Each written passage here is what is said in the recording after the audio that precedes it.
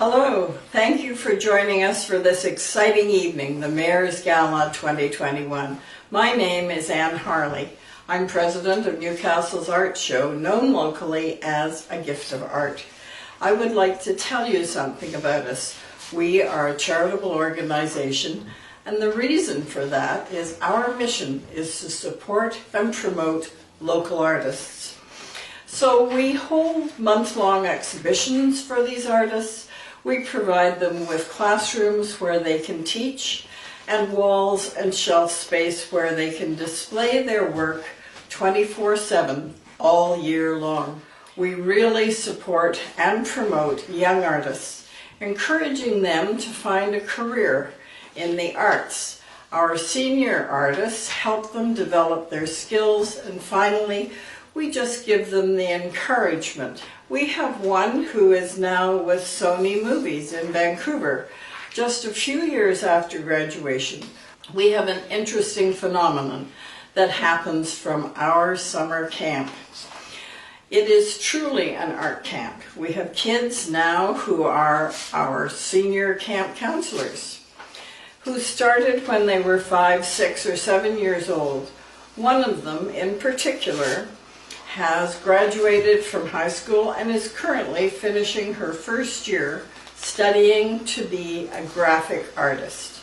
We're heavily involved in the community.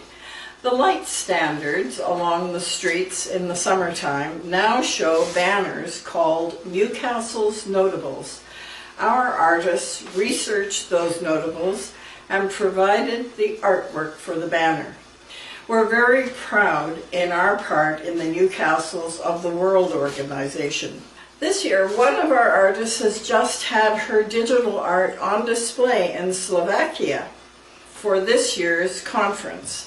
In return for our community involvement, we receive wonderful support from the Newcastle Clarington community. So we hope you have a wonderful evening. Enjoy your box of goodies and have a look at our website, which includes, as a result of COVID, our new online store. So it's agiftofart.com.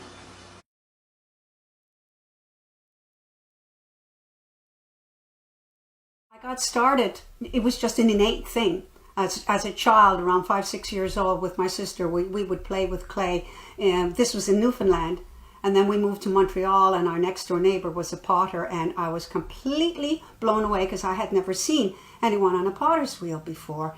It was beyond magical. My intention of going to art school was really to grow as a person and be able to find out who I am through the modality of art. I think if I could narrow it down to one thing that the gallery has helped me to do, it has been to help me to find my voice. You know, there's never really an agenda for me when I go out to shoot. I'll stop where I am and I'll just kind of look around me. You know, I'll kind of look up, look down, and you look all around, and you just kind of look for something a little bit different.